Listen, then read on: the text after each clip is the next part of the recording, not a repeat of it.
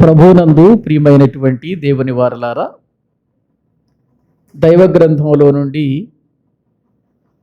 ఈరోజు రాత్రి మనము దేవుని యొక్క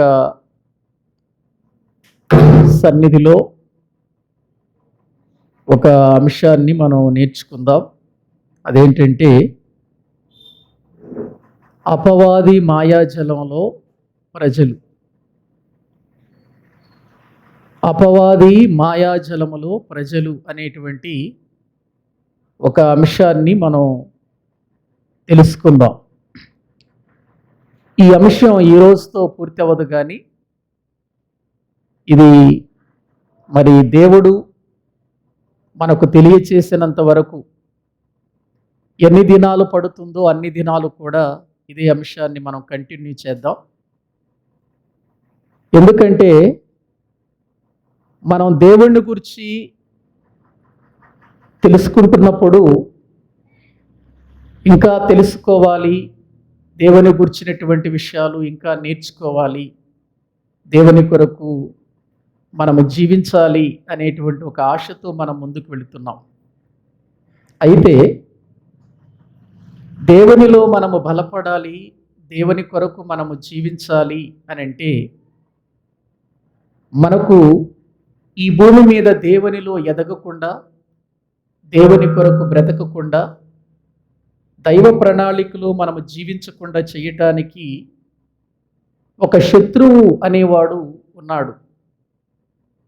ఆ శత్రువే అపవాది, లేక ఆ శత్రువే సాతాను అని, ఆ శత్రువే ఘట సర్పము అని రకరకాలుగా దైవ గ్రంథములో వ్రాయబడినటువంటి విధానాన్ని మనం తెలుసుకుంటున్నాం.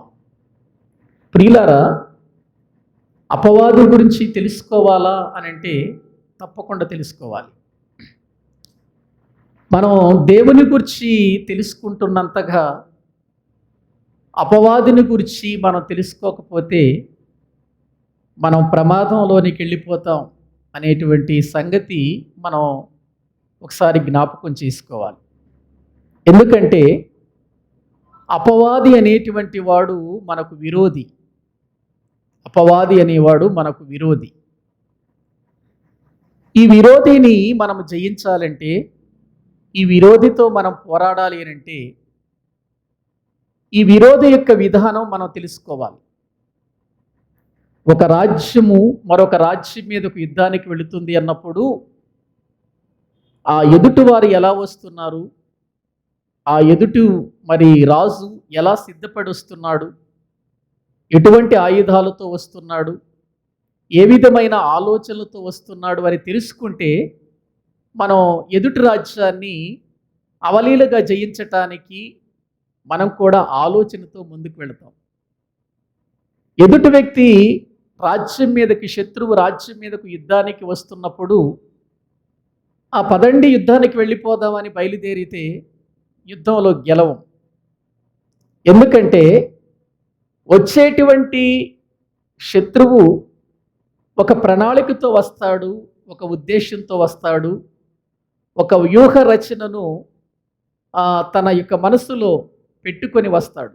ఎలా మనం ఎదుటివారిని జయించాలి, ఎదుటి వ్యక్తిని ఏ విధంగా మనం మరి ఎదుర్కోగలం అనేటువంటి ఒక బలంతో వస్తున్నప్పుడు అతనికంటే బలమైనటువంటి విధానంలో, అతనికంటే తెలివైనటువంటి విధానంలో, అతనికంటే మరొక గొప్ప విధానంలో వెళితే కానీ ఎదుటి వ్యక్తిని మనం ఏం చేయలేము, జయించలేము. అలాగే మన శత్రువు అపవాది అనేటువంటి వాడు సామాన్యుడు కాదు అని ముందు గుర్తించాలి మనం. ఈ అపవాది అనేటువంటి వాడు చాలా శక్తిమంతుడు. ఈ అపవాది విషయంలో క్రైస్తవులు అనేటువంటి వారు చాలా తేలిగ్గా అంచనా వేసుకుంటున్నారు. చాలా తేలికగా సాతానును చూస్తున్నారు. దేవుని యొక్క వాక్యం సాతాను గురించి ఏం చెబుతుంది అని అంటే బలవంతుడు అని చెబుతుంది. సాతానుడు బలవంతుడు. ఎవరికంటే బలవంతుడు అంటే మనకంటే బలవంతుడు. దేవుని కంటే బలవంతుడు కాడులేండి. మనకంటే బలవంతుడు ఎవరు అనంటే అపవాది. ఈ అపవాది అనేవాడు అసలు ఎలా పుట్టాడు? అది ముందు మనం తెలుసుకోవాలి. ఈ అపవాది అనేటువంటి వాడు అసలు ఏ విధంగా ఉద్భవించాడు? ఈ అపవాది అనేటువంటి వాని యొక్క ఉనికి ఏంటి? అసలు అపవాదిగా, సాతానుగా, లేక ఘటసర్పంగా ఎందుకు ఇతడు మారాడు? ఇతనికి ఎందుకు ఈ పేరు వచ్చింది? అనేటువంటి విషయాలు ముందు మనం తెలుసుకోవాలి. దైవ గ్రంథంలో అపవాదిని కూర్చినటువంటి పోరాటం భక్తులు సలిపినటువంటి విధానాలలో మనం చూస్తున్నాం. అపవాది యొక్క విషయాలు, అపవాది యొక్క పద్ధతులు, అపవాది యొక్క విధానం మనం తెలుసుకోకపోతే అపవాదిని జయించటం చాలా కష్టం. చాలామంది ఏమనుకుంటారంటే యేసు రక్తమే జయం అనంటే అపవాది వెళ్ళిపోతాడు అని అనుకుంటారు. అంత తేలికైన వాడవాడు? ఏమండి, అంత తేలికైనటువంటి విధానంలో వెళ్ళిపోతే ఇక మనందరం ఆ మాటే వాడొచ్చు.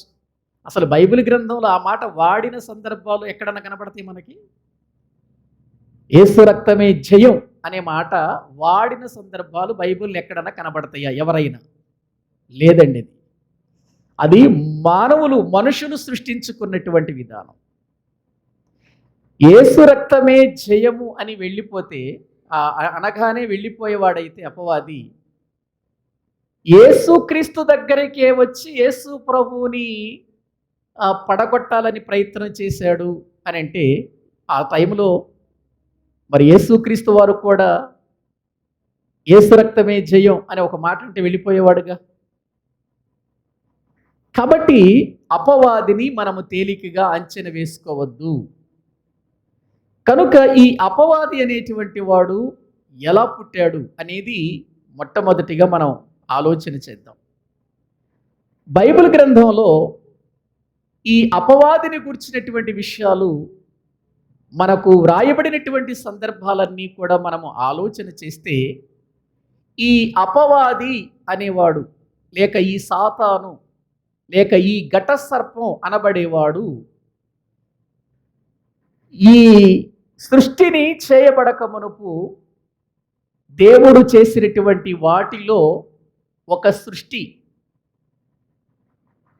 ఆ సృష్టిని దేవదూతల సృష్టి అంటారు. దేవదూతల సృష్టి.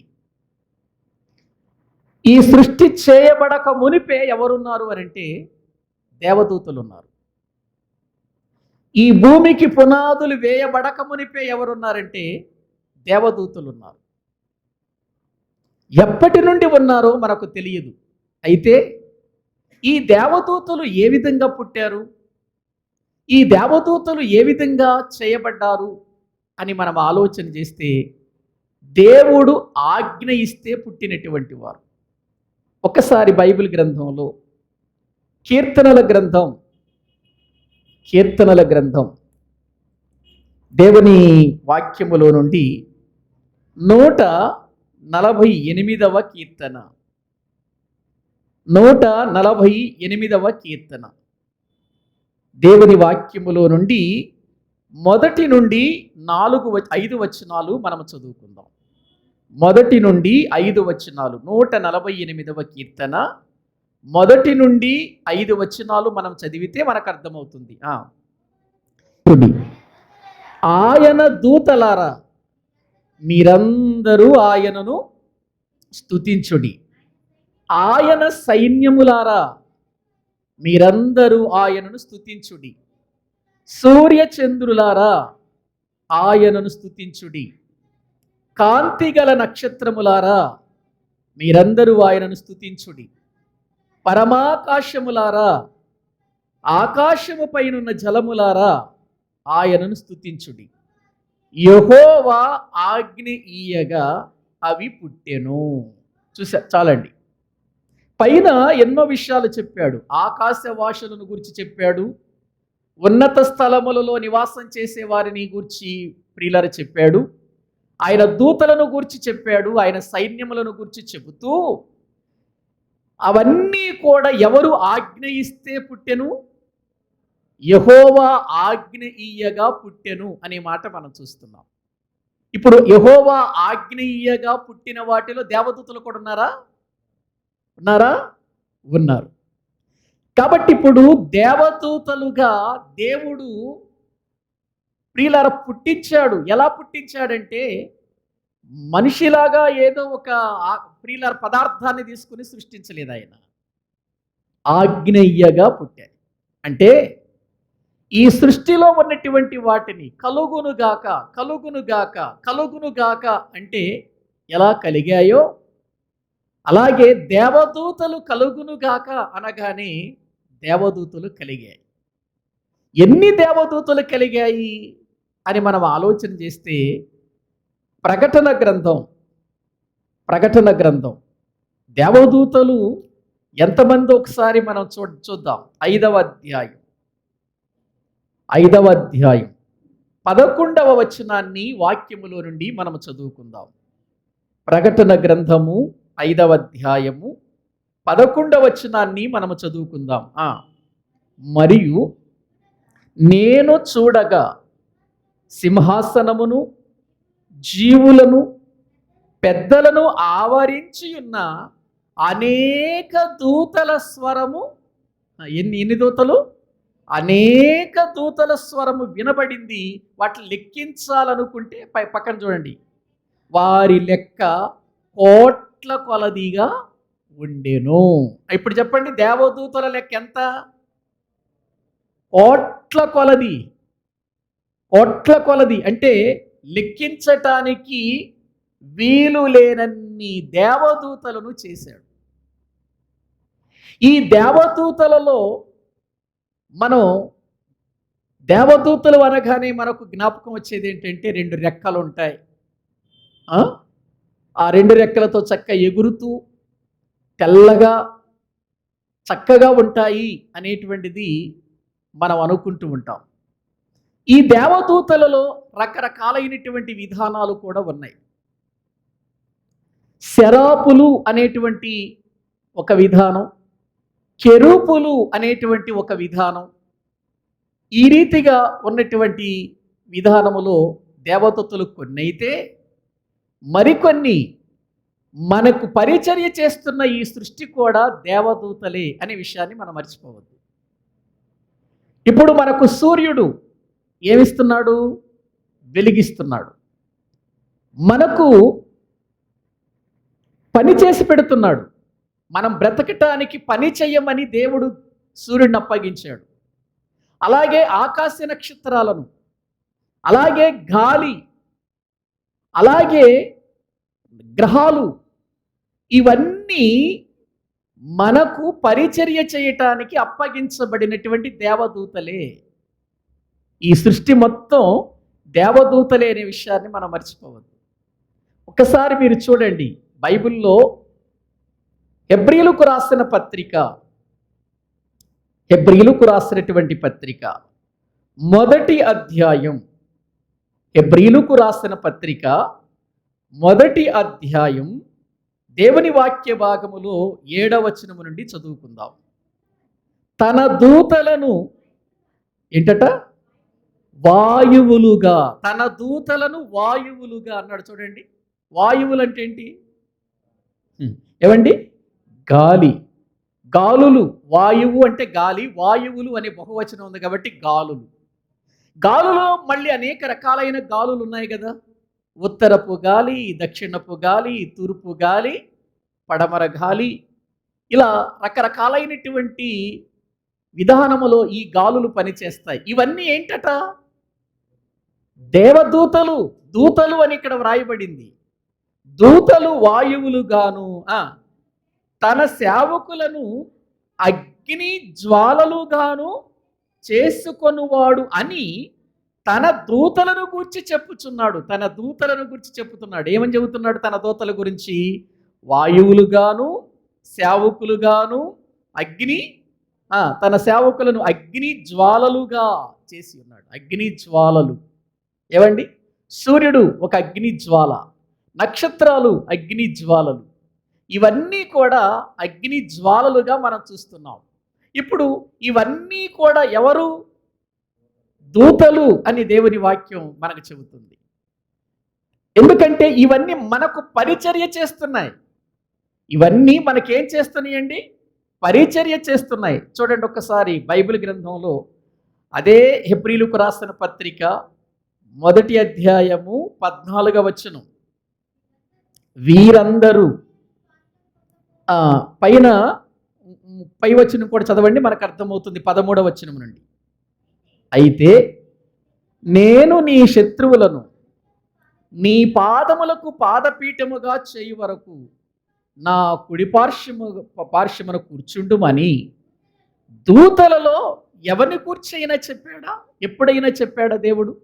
నువ్వు నా కుడి పార్శ్వమున కూర్చోమని దేవదూతలతో చెప్పాడు ఎప్పుడైనా? చెప్పలేదు.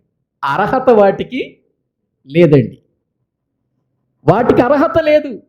ప్రభు ప్రక్కన కూర్చునే అర్హత ఎవరికి లేదు? దేవదూతలకు లేదండి. దేవదూతలకు లేదండి. చూడండి అక్కడ. మరి ఎందుకు? వీటి పనేంటి? వీటి విధానం ఏంటి? చదవండి. వీరందరూ రక్షణేను స్వాస్థ్యము పొందబోవు వారికి పరిచారము చేయుటకై పంపబడిన సేవకులైన ఆత్మలు కారా? చూడండి అక్కడ ఆ వచనంలో ఉన్నటువంటి ఆ విధానాన్ని చూడండి. వీరందరూ అంటే ఎవరు? దేవదూతలందరూ, వాయువులుగా ఉన్నవి, అగ్ని జ్వాలలుగా ఉన్నవి, ఇంకా అనేక విధాలుగా ఉన్నవి. ఏవండి? ఇవన్నీ మనకు సేవ చేయుటకు దేవుడు ఏర్పాటు చేసిన సేవకులైన ఆత్మలు. సేవకుడు అంటే ఎవరు? సేవ చేసేవాడు. సేవ చేసేవాడు అంటే ఇప్పుడు ఈ భూమితో ఉన్నటువంటి గ్రహాలు, సూర్యుడు, చంద్రుడు, నక్షత్రాలు, ఇవన్నీ ఏర్పాటు చేయబడినవి. ఇవన్నీ కూడా ఎవరికి సేవ చేస్తున్నాయట? మనకు సేవ చేయటానికి దేవుడు ఏం చేశాడట? పరిచారము చేయుటకై పంపించిన సేవకులైన ఆత్మలు. చూసారా ఎంత గొప్ప ధన్యులో మనం. ఇప్పుడు చెప్పండి, మనుష్యుడు గొప్పవాడిగా చేశాడా? దేవదూతలను గొప్పవాడిగా చేశాడా? తన పిల్లల్ని దేవుడు గొప్పగా చేశాడు. దేవదూతలు గొప్పవారు కాదు. కొన్నిసార్లు మనం కొంతమందిని చూసినప్పుడు అబ్బా దేవదూతలాగా ఉన్నామంటాం. దేవదూత స్థానం గొప్పదా? మన స్థానం గొప్పదా? మనకిచ్చిన స్థానం గొప్పది. ఇది మనం తెలుసుకోగలిగితే నిజంగా మనం ఎంత గొప్పవారమో మనకు అర్థమవుతుందండి. సాతానుడు ఆ ప్రియుల దేవదూతలు దేవుడు ఆగ్రీయగా పుట్టినవి. దేవదూతలు కోటాను కోట్లగా దేవుడు చేశాడు. ఈ కోటాను కోట్ల దేవదూతలన్నీ ఎవరికి పరిచారము చేయుటకై పంపబడిన సేవకులు? మనకు పరిచారము చేయుటకై పంపబడిన ఆత్మలు అని వ్రాయబడింది. ఇవన్నీ మనకు పరిచారము చేయుట కొరకై పంపబడిన ఆత్మలు. మీకు తెలుసా, మనకు ప్రతిదినము పరిచారము చేయుటకు ఆత్మలు ఎన్ని పని చేస్తున్నాయో మనకు కనబడకుండా మన చుట్టూ. మనం ఈరోజు బ్రతికి ఉన్నామంటే, మనము ప్రయాణం చేస్తున్నప్పుడు ఏ యాక్సిడెంట్ జరగకుండా క్షేమంగా ఉన్నామంటే, జరిగినా కూడా కొన్ని దెబ్బలతో మనము కాపాడబడ్డాము అని అంటే మనల్ని ఎవరు కాచారో తెలుసా? దేవుడు పంపించిన మన సేవకులు ఉన్నారే, ఎవరు? దేవదూతలు. వారు మనల్ని కాస్తున్నారండి. మీకు బైబిల్ గ్రంథంలో మనము చదువుకుంటున్నటువంటి సందర్భంలో ఎన్నో స్థలాలలో మనకు కనబడుతుంది ఏంటంటే, వారిని దేవదూత వారి పక్కన ఉండి వారిని కాపాడెను. వారితో కూడా నడిచి దేవదూతలు వారిని కాపాడెను. వారి శ్రమల్లో కాపాడినట్లుగా, వారి కష్టాలలో కాపాడినట్లుగా మనం చూస్తున్నాం.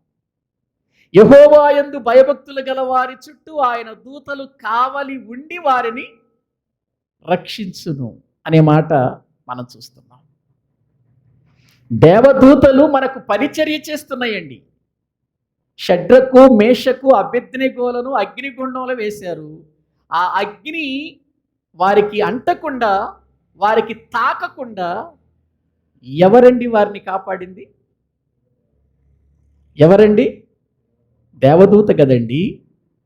నాలుగవ వాని ముఖము దేవదూత రూపము వలె ఉండెను అనే మాట మనం చూస్తున్నాం. అక్కడ దేవదూతలను పంపించాడు. దేవునికి ముందే తెలుసు కనుక దేవదూతలతో చెప్పాడు, ఇదిగో నా కుమారులైన షడ్రకు మేషకు అబేద్నెగోలను అగ్నిగుండంలో వేయబోతున్నారు. ఆ భయంకరమైనటువంటి ఆ గుండంలో వేయబోతున్నారు. కాబట్టి నీవు వెళ్ళి కనీసం వారి వెంట్రుక కూడా కాలకుండా కాపాడమని ఎవరిని పంపించాడు? తన దూతను పంపించాడు. తన దూతను పంపించాడు. ప్రియులారా, ఇంకా మనం జ్ఞాపకం చేసుకుంటే దానియేలును సింహాల బోనులో వేసినప్పుడు సింహాలు దానియేలుకు ఏ హాని చెయ్యకుండా సింహాల బోనులో ఉన్నటువంటి దానియేలును కాపాడుటకు ఎవరిని పంపించాడు అక్కడికి? తన దూతను పంపించినట్లుగా మనం చూస్తూ ఉన్నాం.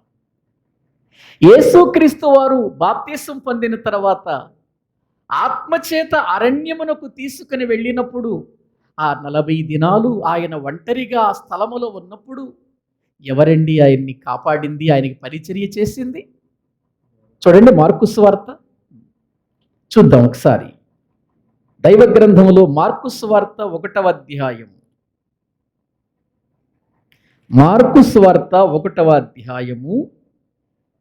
దేవుని వాక్యములో నుండి ప్రియులారా 13వ వచనం చదవండి. 13వ, ఆయన సాతాను చేత శోధింపబడుచు అరణ్యములో 40 దినములు అడవి మృగములతో కూడా ఉండెను. మరియు దేవదూతలు ఆయనకు ఏం చేస్తున్నాయి? దేవదూతలు ఆయనకు ఎక్కడున్నాడు? అడవి మృగముల మధ్య ఉన్నాడు. అడవి మృగాల మధ్యలో ఉన్నాడు ఆయన. ఈ అడవి మృగాల మధ్యలో ఉన్నటువంటి యేసుక్రీస్తు వారు మనలాగా శరీరం దాల్చుకుని వచ్చాడు కదా భూమి మీదకు. కాబట్టి ఇప్పుడు శరీరమును కాపాడాలి.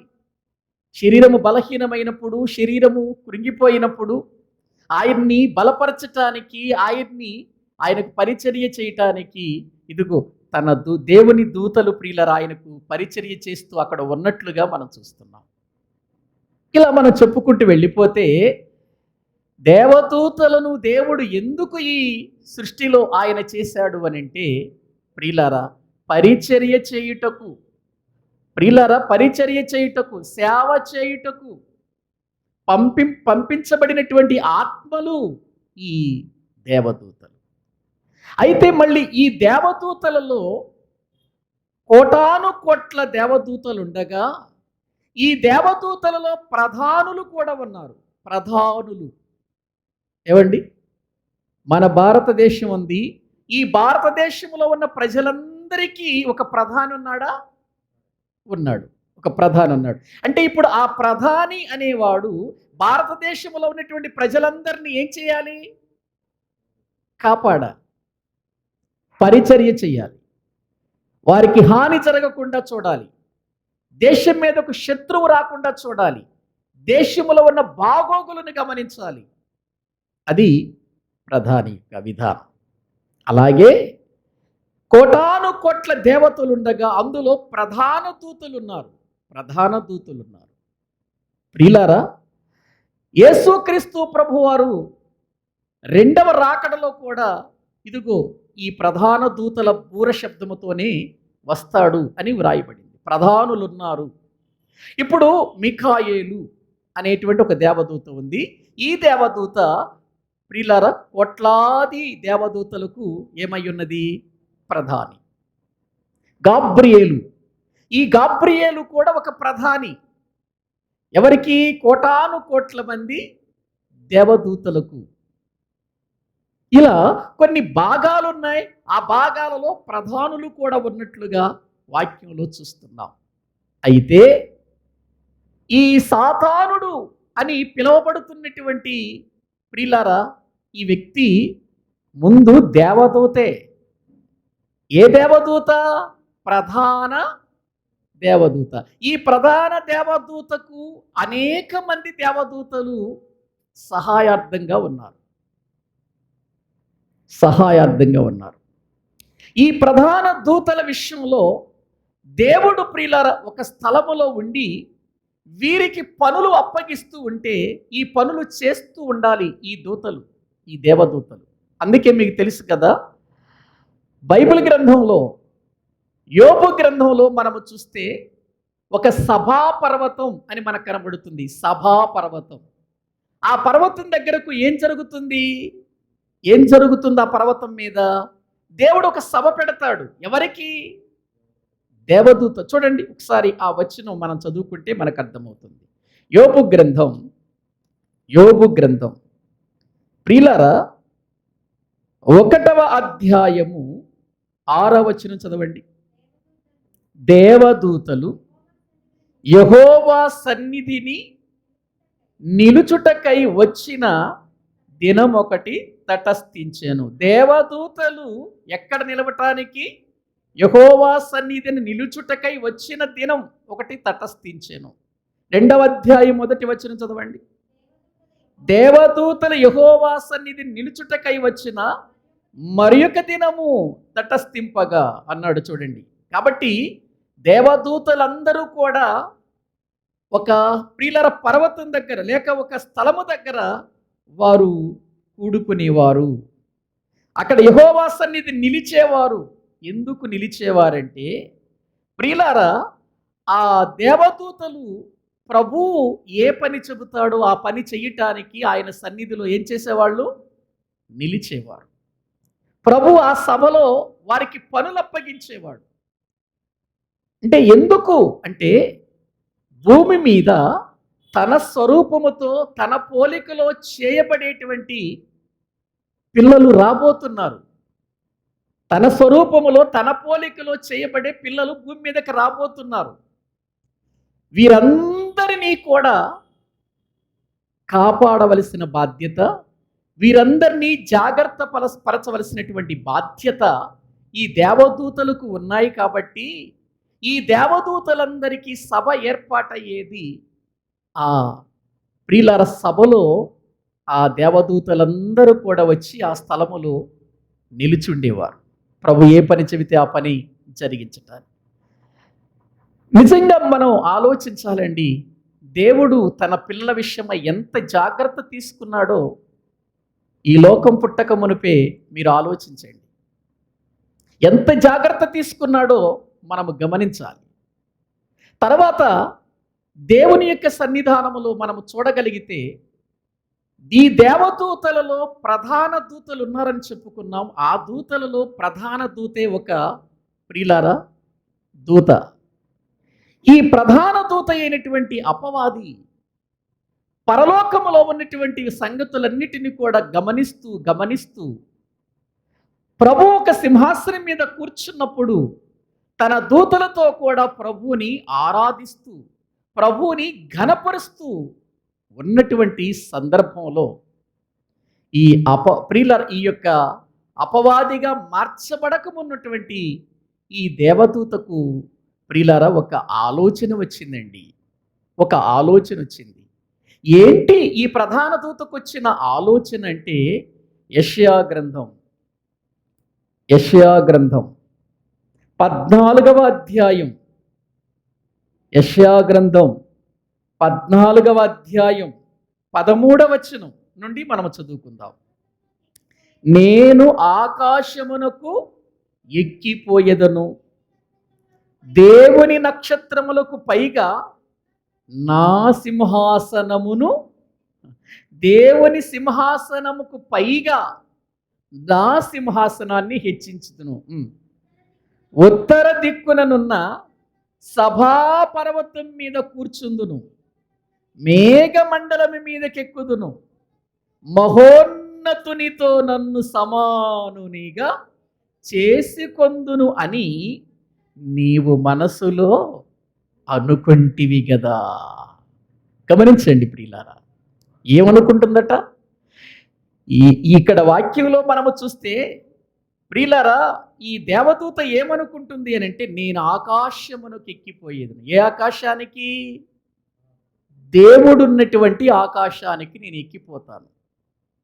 ఎక్కిపోయిన నేను ఏం చేస్తాను, అక్కడ నా సింహాసనాన్ని నేను హెచ్చించుకుంటాను. దానికి ఎందుకండి సింహాసనం? సింహాసనం అనేది ప్రియులరా ఎందుకు అని అంటే, పరిపాలన చేయటానికి కూర్చునేదే సింహాసనం. ఇప్పుడు ప్రభు సింహాసనాన్ని చూస్తుంది. ఇప్పుడు ప్రభు సింహాసనంతో పాటు నేను కూడా ఏం కావాలి? సింహాసనం వేసుకోవాలి. సింహాసనం వేసుకోవాలి. నన్ను నేను ఎవరితో సమానంగా చేసుకోవాలనుకుంది? అమ్మో, మహోన్నతునితో సమానమా? దేవునితో సమానంగా. ఏమండి, ఒకసారి మీరు ఆలోచించండి. దేవునితో సమానంగా చేసుకునే విషయం చిన్నదా పెద్దదా? చిన్నదా పెద్దదా దేవునితో సమానంగా చేసుకునే విషయం? అమ్మో, అసాధ్యమైనటువంటి కార్యం అండి. దేవునితో ఎవ్వరు సమానులు కాలేరు. పైగా ఇవేమైనా తమంతటికి తాము పుట్టినవి కాదు, ఆయన పుట్టించినవి పుట్టించినటువంటి వానికి లోబడి ఉండాలే తప్ప, పుట్టించినటువంటి వాడిని హెచ్చించాలే తప్ప, నేను కూడా ఆయనతో సమానంగా ఉంటాను అని అంటే, ఇప్పుడు నేను కూడా సమస్తాన్ని చేయగలను అనే స్థితికి రావాలి. చేయగలిగే స్థితికి. చేయగలదా? సమస్తాన్ని చేసే హక్కు ఉందా? ఒక లేనిదాన్ని పుట్టించగలిగినటువంటి స్థితి ఉందా దేవదూతకు? లేదు. కానీ అనుకుంటుంది, నేను కూడా ఒక సింహాసనాన్ని వేసుకొని అందులో నేను కూర్చొని నన్ను నేను మహోన్నతునితో సమానముగా చేసుకొందును అని తన మనసులో అనుకుందట. ఎక్కడ? తన మనసులో అనుకుంది అని వ్రాయి. అది చూశాడు, అది గమనించాడు ప్రభు. ఎందుకంటే మనసులను ఎరిగిన వాడెవరు? దేవుడే. ఇక ఆయన తప్ప ఇంకెవరికి తెలియదు కదా. దేవుడు గమనించాడు, నేను పుట్టించినవి సేవకులుగా ఉండాలని, పరిచారం చెయ్యాలని నేను వీటిని కలిగిస్తే, ఇప్పుడు ఇందులో ఉన్నటువంటి ఒక ప్రధానుడు తన దూతలతో కూడా కలిసి నాతో సమానం కావాలని ఆలోచన వచ్చింది. అది దానివల్ల కాదు కదా. అసలు ఆలోచన వచ్చి రావటం ఏంటి? మనసులో అనుకోవటం ఏంటి? వెంటనే ప్రియులారా, దేవుడు ఏం చేశాడో తెలుసా? జోక్యం చేసుకున్నాడు. మరొక ప్రధాన దూతను పంపించాడు. మరొక ప్రధాన దూతతో మాట్లాడాడు. మికాయేలు, నువ్వు ప్రధానుడువు కదా, ఇదిగో మీ మధ్యలో ఉన్నటువంటి నీతో సమానుడైనటువంటి మరొక ప్రధాన దూత సింహాసనం వేసుకోవాలనుకుంటుంది, దాని మీద కూర్చోవాలనుకుంటుంది, నాతో సమానంగా చేసుకోవాలనుకుంటున్నాడు వాడు. కనుక వాడు మన మీద యుద్ధం ప్రకటించటానికి బయలుదేరాడు. మన మీద యుద్ధం చేయటానికి బయలుదేరాడు. మనసులో అనుకోవటమే ఎవరితో యుద్ధానికి దిగటం? దేవునితోనండి. ఎందుకంటే అది దేవునికి విరోధమైన ఆలోచన కదా. అది దేవుని యొక్క దృష్టిలో ప్రియులారా, అది దేవునికి వ్యతిరేకమైన ఆలోచన కదా. పైగా మహాదేవుణ్ణి, మహోన్నతుణ్ణి, సర్వాన్ని చేసినటువంటి వాడితో సమానంగా చేసుకోవాలని అనుకోవటం తప్పు. తన స్థాయిని మించి వెళ్ళిపోతుంది. తన స్థాయిని మించి వెళ్ళిపోతూ ఉన్నప్పుడు ప్రియులారా, అప్పుడు దేవుడు మరొక ప్రధాని ఉన్నాడు కదా, మికాయేలుతో చెప్పాడు. రండి ప్రకటన గ్రంథంలోకి వెళదాం. 12వ అధ్యాయం. ప్రకటన గ్రంథం 12వ అధ్యాయం 7వ వచనము చదువుకుందాం. అంతటా పరలోకమందు యుద్ధము జరిగెను. మికాయేలును అతని దూతలను ఆ ఘట సర్పముతో యుద్ధము చేయవలెనని ఉండగా. చాలండి. అంతటా పరలోకమందు యుద్ధము జరిగెను. యుద్ధం ఎక్కడ ప్రారంభమైంది? మొదటి యుద్ధం పరలోకంలో ప్రారంభమైంది. ఎవరి ద్వారా ప్రారంభమైంది? అపవాది ఆలోచనతో ప్రారంభమైంది. ప్రియులారా, ఆ ప్రధాన దూత అయినటువంటి ఆ యొక్క ప్రధాని యొక్క విధానములో ప్రియులారా ప్రారంభమైంది. తన మనసులోనికి ఎప్పుడైతే ఆలోచన వచ్చిందో, ఆ గర్వపు ఆలోచన, ఆ చెడ్డ ఆలోచన, ఆ దేవునికి విరోధమైన ఆలోచన, దేవునికి వ్యతిరేకమైనటువంటి ఆలోచన వచ్చిందో వెంటనే యుద్ధం ప్రారంభమైంది. దేవుడు మిఖాయేలును పిలిచాడు. ఇదిగో నీతో సమానుడైనటువంటి ఒక ప్రధానుడు ఉన్నాడు. వాడు నా మీద రకరకాలైనటువంటి ఆలోచనలు కలిగి ఉన్నాడు. వాడు నేను సేవ చేయాలని పుట్టిస్తే వాడిప్పుడు నాకే ఏం చేయాలనుకుంటున్నాడు? వెన్నుపోటు పొడవాలనుకుంటున్నాడు. కాబట్టి వాడిని హతమార్చటం నాకు పెద్ద పనేం కాదు, కానీ వాడితో సమానమైన వాడవు నువ్వు కాబట్టి నువ్వే వాడితో ఏం చేయాలన్నాడు దేవుడు? యుద్ధం చెయ్యాలి. అంతటా యుద్ధం జరిగింది ఆ ఘట సర్పానికి అనే మాట. అప్పటి వరకు దేవదూతగా ఉన్నవాడు, అప్పటి వరకు ప్రధాన దూతగా ఉన్నటువంటి వాడు ఇప్పుడు ప్రియులారా దేవునితో యుద్ధము ప్రకటించేసరికి ఘట సర్పం యొక్క విధానం మారింది. ఆ విధానంలోని ప్రియులారా ఇప్పుడు గమనించండి, అక్కడ మనము చూస్తే ఏం జరిగింది? యుద్ధం జరిగిందా లేదా? 8వ వచనం చూద్దాం. ఆ ఘట సర్పమును ఆ దాని దూతలను చేశారా? యుద్ధం చేశారు. ఆ దూతలను ఆ ఘట సర్పమును యుద్ధము చేశారు. కానీ గెలవలేకపోయారండి.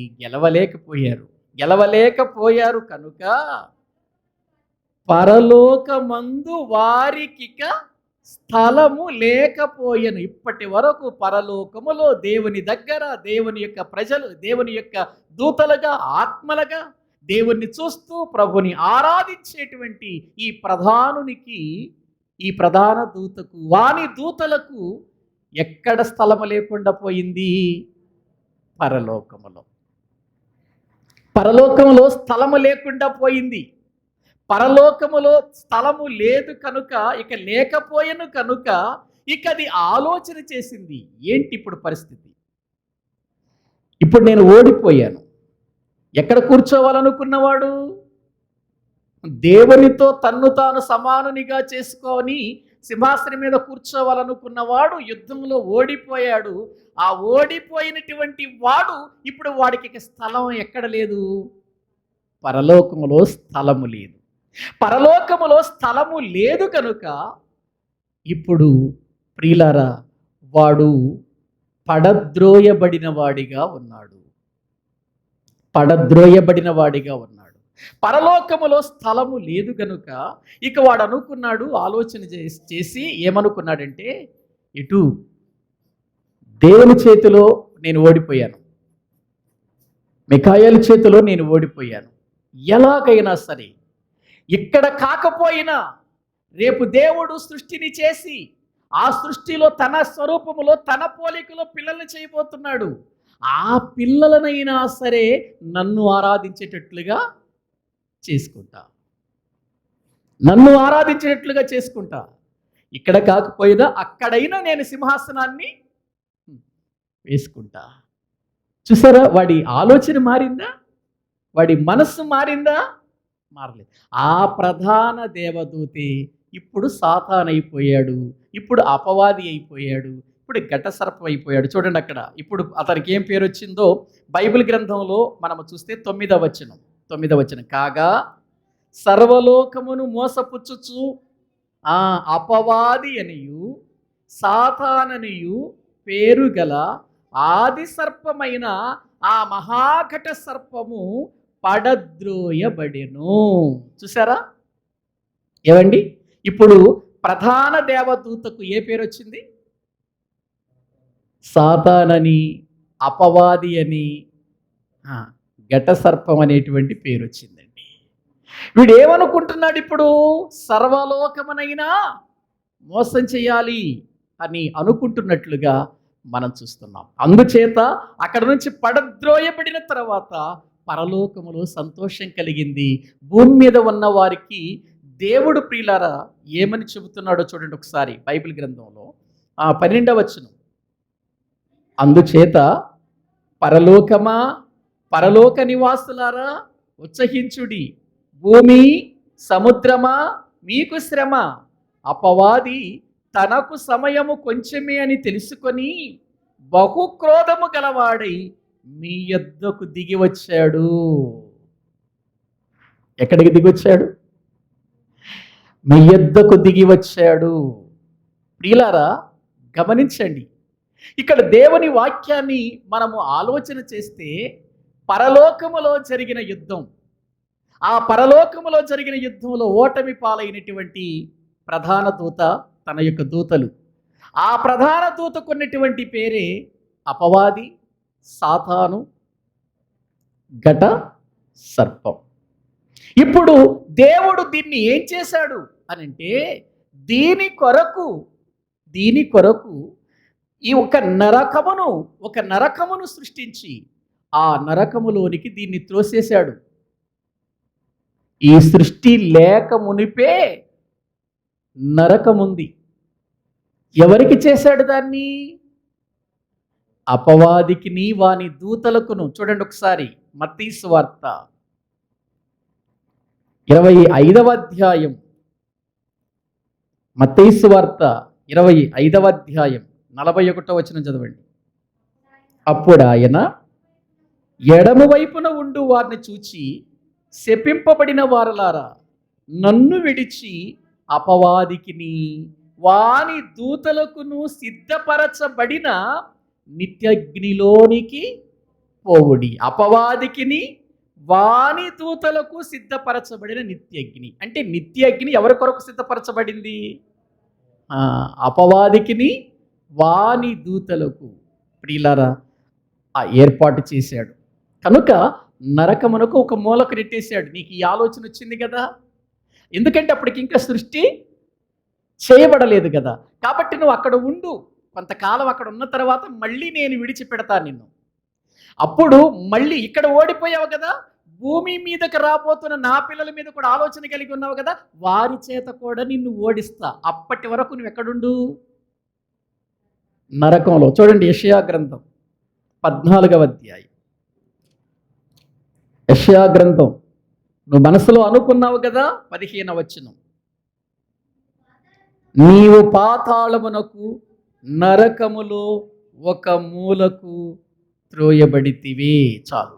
నీవు పాతాళమునకు నరకములో ఒక మూలకు త్రోయబడితివే. అంటే ప్రియులారా, అది భూమి మీదకు రాకమునుపు, అంటే అప్పటికి ఇంకా సృష్టి లేదు కనుక అప్పటి వరకు దాన్ని ఎక్కడ ఉంచాడు అని అంటే నరకము అనే స్థలములో ఉంచాడు. ఎందుకంటే ఆత్మలు గనుక, ఆత్మలు నివాసము చేసేటువంటి ప్రియులర స్థలము దేవుడు మరి పరలోకములో ఉండటానికి చక్కగా అవకాశం ఇస్తే అవకాశాన్ని పోగొట్టుకున్నారు కనుక ఇప్పుడు ఆ ఆత్మలకు శిక్షగా దేవుడిచ్చిన స్థలం ఏది చెప్పండి? ప్రియులర్ దేవుని మీద తిరుగుబాటు చేసి ఓడిపోయినటువంటి సాతాను సమూహానికి నిత్య అగ్నితో కూడినటువంటి నరకం. కాబట్టి నరకం అనేది మనుషులకు చేసింది దేవుడు. ఎవరికి? అపవాదికిని వాని దూతలకు చేశాడు. చేసిన తర్వాత అప్పుడు ప్రియులారా మిగిలిన దేవదూతలన్నీ కూడా పని చేయటానికి సిద్ధపడుతున్నాయి, చేసేవి పని చేస్తూ ఉన్నాయి. ఇక పని జరిగించటానికి సిద్ధంగా ఉన్నాడు దేవుడు, సిద్ధంగా ఉన్నాడు. ఇక అప్పుడు ఆయన అనుకున్నాడు, భూమికి పునాదులు వేయాలనుకున్నాడు. భూమికి పునాదులు వేయాలి అనుకున్నాడు. భూమికి పునాదులు వేయాలనుకున్నప్పుడు వెంటనే దేవుడు తన దూతల సమూహాలను పిలిచాడు, రండి ఇప్పుడు మనం ఇదిగో ఒక శంకుస్థాపన చేయబోతున్నాం, పునాది వేయబోతున్నాం రండి అని అందరిని పిలవగా ఆ దేవదూతలన్నీ కూడా చక్కగా పాట పాడుతుండగా దేవుడు పునాదులు వేశాడు. యోబు గ్రంథం 38వ అధ్యాయం. యోబు గ్రంథం 38వ అధ్యాయం దేవుని వాక్యములో నుండి 7వ వచనాన్ని మనం చదువుకుందాం.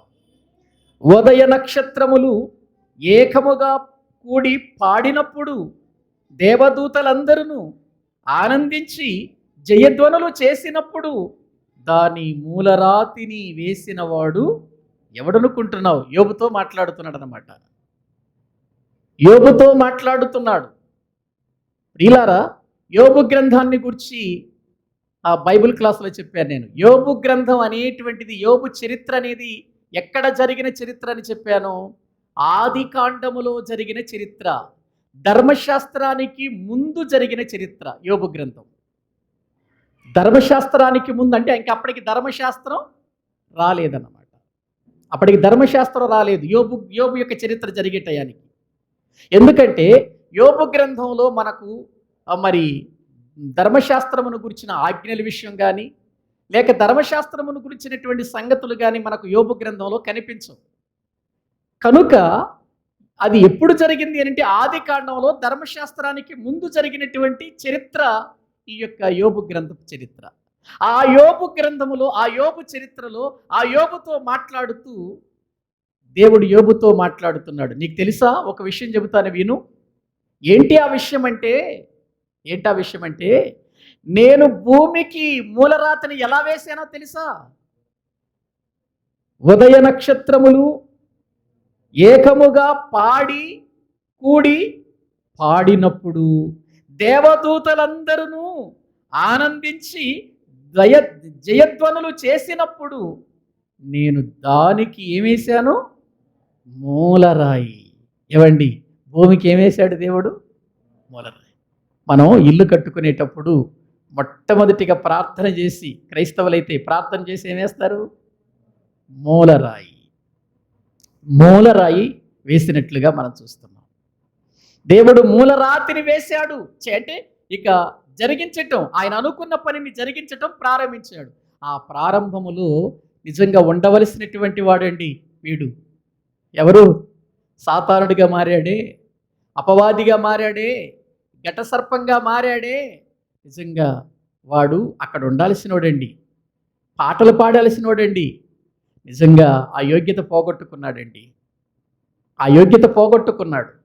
కానీ ఇప్పుడు ప్రియులారా, మిగిలినటువంటి దూతలన్నీ కూడా, అందరూ కూడా పాటలు పాడుతుండగా, కోటాను కోట్ల మంది దేవదూతలు పాడితే ఎట్లా ఉంటుందండి? మనలాగా ఉంటుందా? మన ఒక 10 మందిని ఇక్కడ నిలబడి పాడమంటే ఒకళ్ళు ఇటు వెళ్తారు, ఒకళ్ళు అటు వెళ్తారు, ఒకళ్ళు రాగం ఇటు వెళ్ళిద్ది, ఒకళ్ళు రాగం అటు వెళ్ళిద్ది.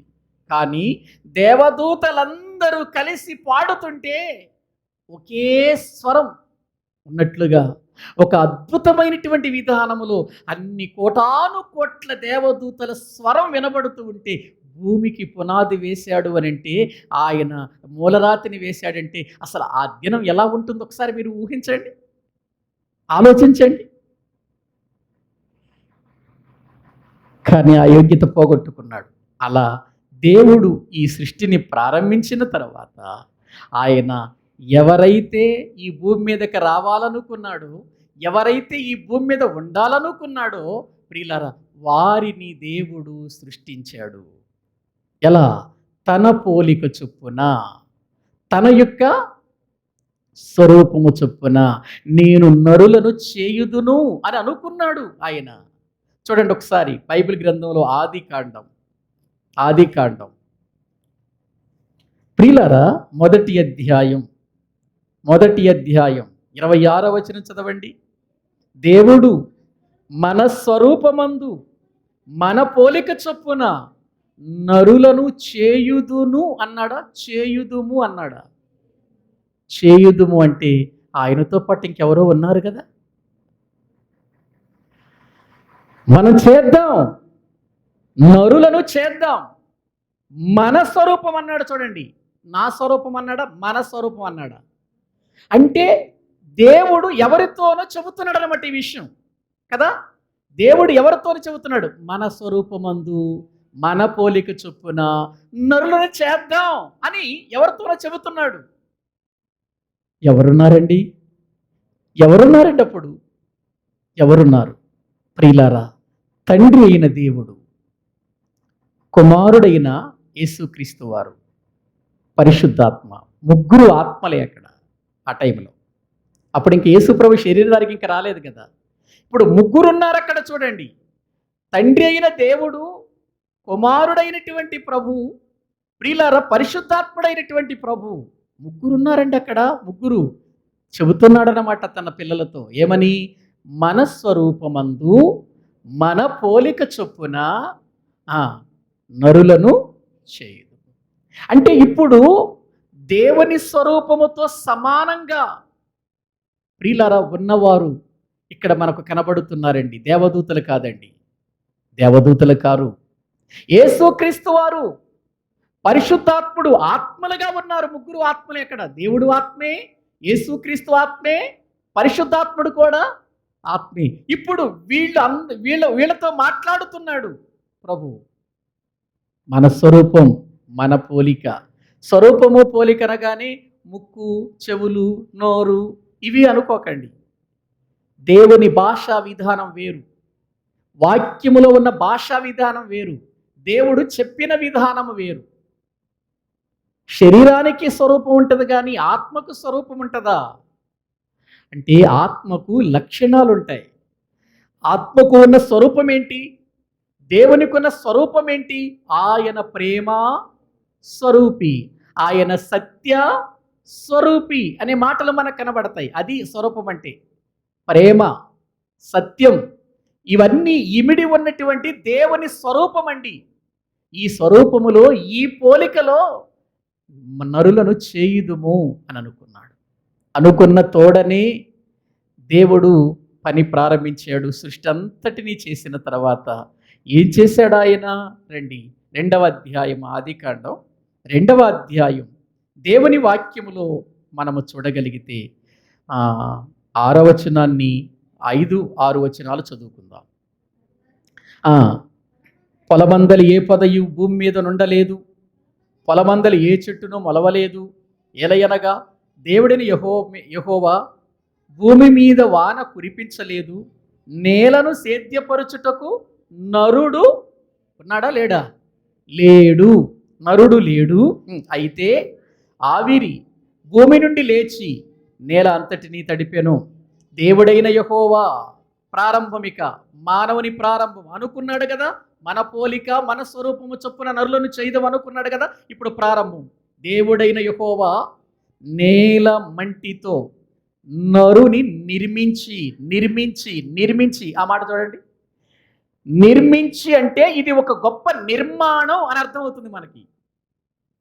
నిర్మాణం ఏమండి? నిర్మాణం అని దేన్ని అంటారు? ఏమండి, మనం ఒక పూరి గుడిసె వేసుకున్నాం అనుకో, ఈ పూరి గుడిసె నిర్మాణం అని అంటారా? అనరండి. లేదు, ఒక చిన్న బిల్డింగ్ వేసుకున్నాం అనుకో, ఇది నిర్మాణం అని అంటారా? అనరండి. నిర్మాణం అంటే పెద్ద పెద్ద వాటిని, గొప్ప గొప్ప వాటిని నిర్మాణం అని అంటారు. కాబట్టి ఇప్పుడు దేవుడు ఒక నిర్మాణం అంటే సామాన్యమైన విషయం కాదండి ఇది.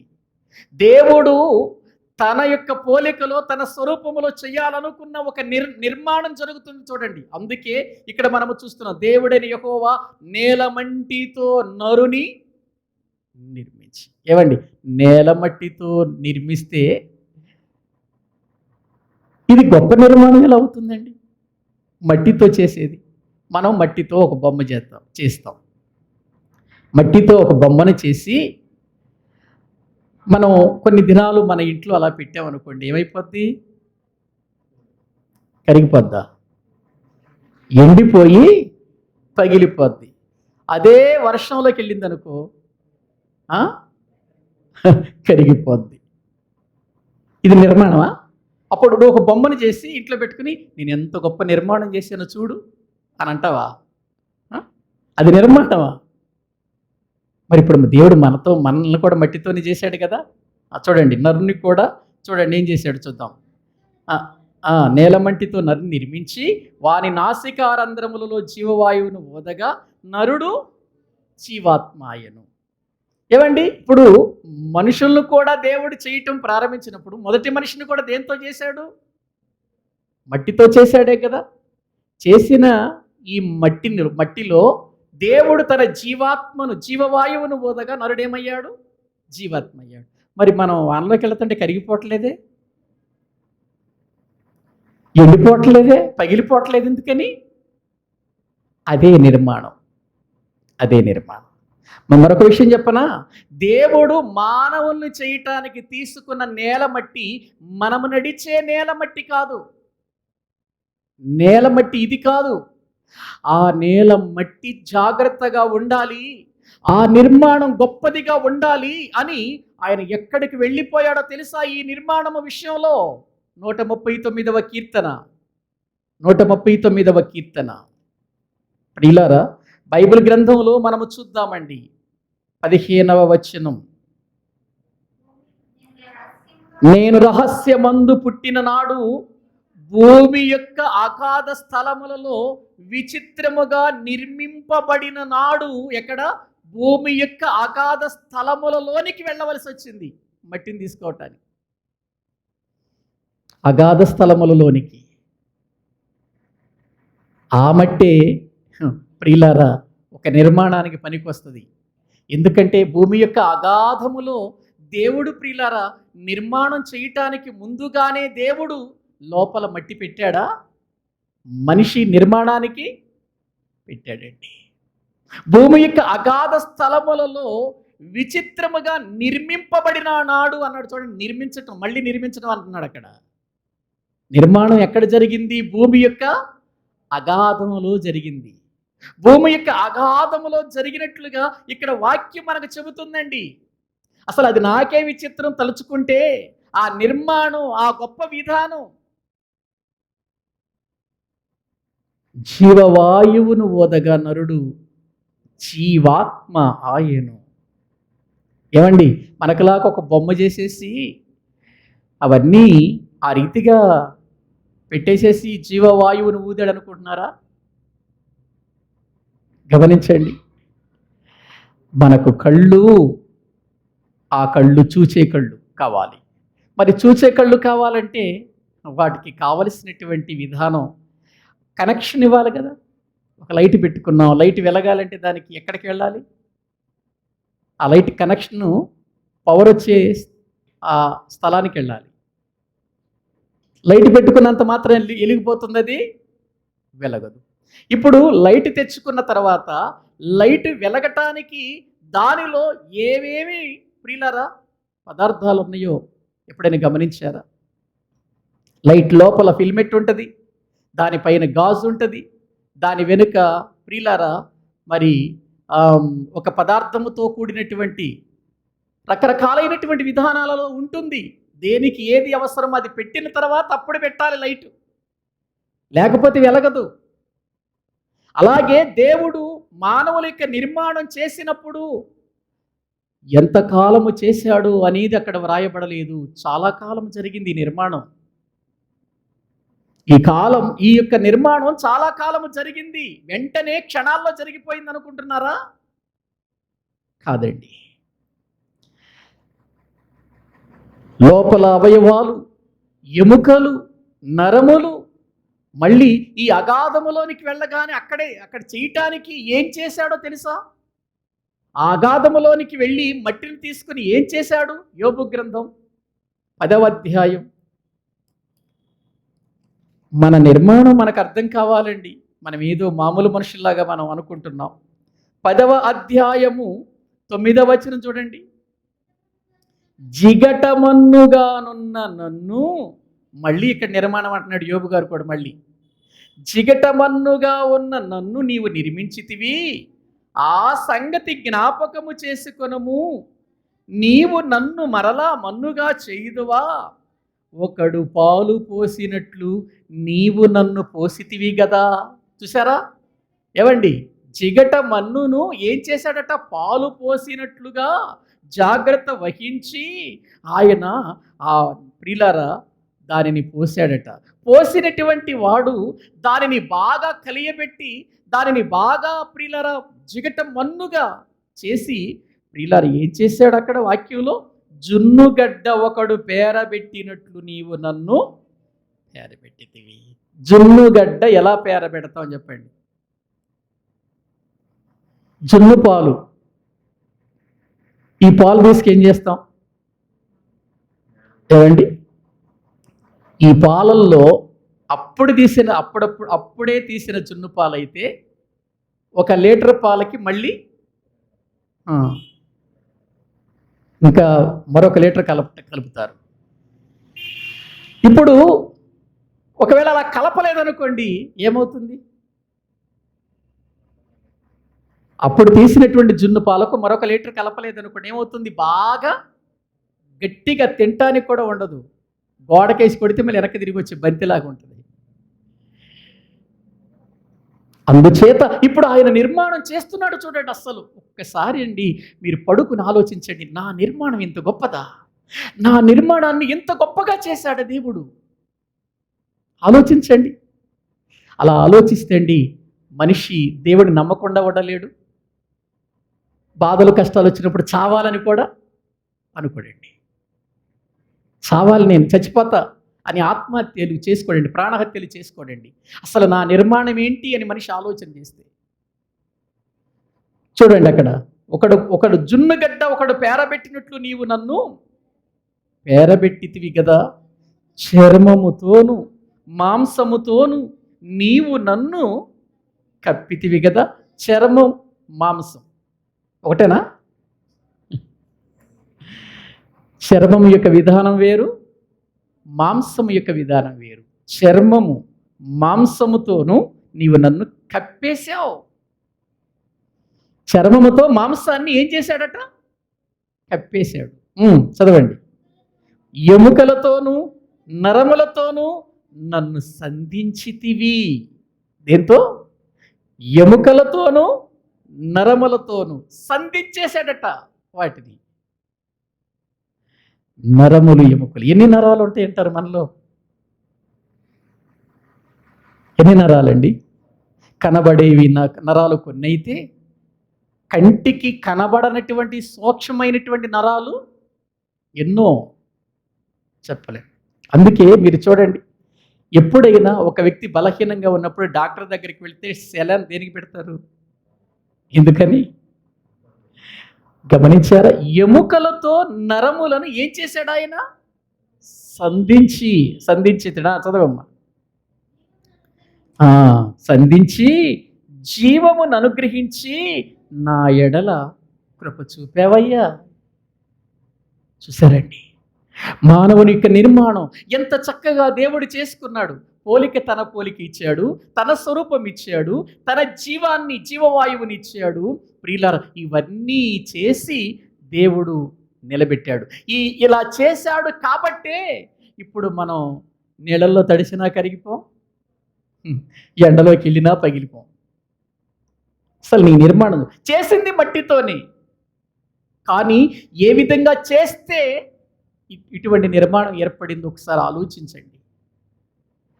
మన కంటికి కనబడేటువంటి అవయవాలు కొన్నైతే, మన కంటికి కనబడనటువంటి అవయవాలు లోపల ఎన్నో. మనకు అసలు తెలియదు నాకు ఈ అవయవం ఉందా అనే సంగతి. ఏవండి, ఎంత గొప్ప నిర్మాణం చేశాడో చూడండి. ఇంత చెయ్యటానికి దేవుడు చేశాడు అని ఒక మాటతో చెబితే కుదురుతుంది అనుకుంటున్నారా? ఎంత పని జరిగించాడో మీరు ఒకసారి ఆలోచించండి. ఎందుకో తెలుసా? నువ్వు ఆయన కొరకు బ్రతకాలని, నువ్వు ఆయన బిడ్డగా జీవించాలి. ఈ భూమి మీద ఒకడు రాబోతున్నాడు, విడిచిపెట్టబోతున్నాను, నేను నరకములో నుంచి బయటికి తీసుకురాబోతున్నాను వాడిని. అందుకే భూమి మీద పడవేసెను అనే మాట మనం చూస్తున్నాం చూడండి. ఎప్పుడైతే ఈ సృష్టిని చేశాడో, మానవుల్ని చేశాడో, ప్రియులారా, అప్పటికే దేవుడు భూమి మీద అపవాదిని ఏం చేశాడు? పడేశాడు.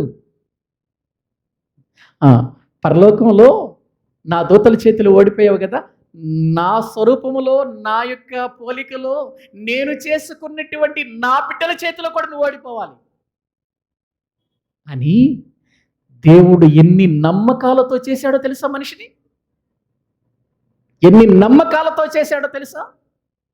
ప్రియులారా, ఇక అపవాది భూమి మీద పడిన వీడు ఎటువంటి రీతిలో మారిపోయాడో మనం మరికొన్ని సంగతులు వచ్చే వారం చెప్పుకుందాం. ఇక ఈరోజు మనం సాతానుడు ఎలా పుట్టాడు అనేది మన యొక్క జీవితంలో ఈరోజు మనం నేర్చుకున్నాం.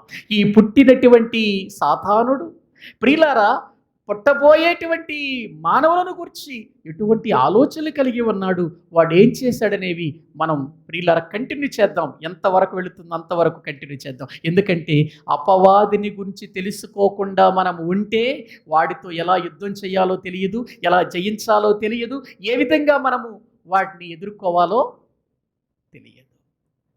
కనుక మనం ఆలోచన చేసి ఇప్పటి వరకు చెప్పినటువంటి విషయాలు చాలా కొద్దివి, ప్రాముఖ్యమైన విషయాలు చెబుతున్నాను. మీరు ఇంటికి వెళ్ళిన తర్వాత పడుకొని ఒకసారి ఆలోచించండి, ఏంటి నన్ను ఇలా చేశాడా దేవుడు, ఇలా చేశాడా, అపవాది యొక్క పుట్టుక ఈ విధంగా ఉందా, అయితే ఏం జరిగింది, మనం తర్వాత చెప్పుకుందాం. ఒక్కసారి మన జీవితాలలో ఇంత గొప్ప నిర్మాణం మనకిచ్చిన దేవునికి ఒక్కసారి మహిమ చెల్లిస్తూ దేవుని సన్నిధిలో ప్రార్థన చేసుకుందాం. దేవుడిచ్చినటువంటి ఈ దేహం, దేవుడిచ్చిన ఈ అవయవాలు, దేవుడిచ్చిన ఈ ప్రాణం, దేవుడిచ్చిన ఈ ఆత్మ, ఈ జీవాత్మ ఎంత అద్భుతంగా నిర్మాణం, ఒక గొప్ప నిర్మాణంగా దాన్ని చేశాడో ఒక్కసారి మనము ఆలోచన చేసి దేవుని యొక్క సంగతులలో మనం బలంగా ముందుకు వెళ్ళటానికి ప్రభువులో దేవుని యొక్క మాటలలో ఉన్న పరమార్థమును తెలుసుకుంటూ ముందుకు వెళదాం.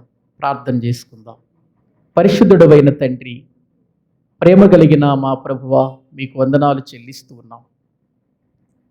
ఈ రాత్రి వేళ నీ వాక్యములో నుండి అపవాది యొక్క మాయాజాలంలో ప్రజలు ఏ విధంగా ఉన్నారు, ఆ విషయాలను మేము ధ్యానిస్తూ ఈరోజు మొదటి భాగంగా అపవాది ఏ విధంగా అసలు ఉద్భవించాడు అనే సంగతులు కొన్నిటిని మేము తెలుసుకున్నాము తండ్రి.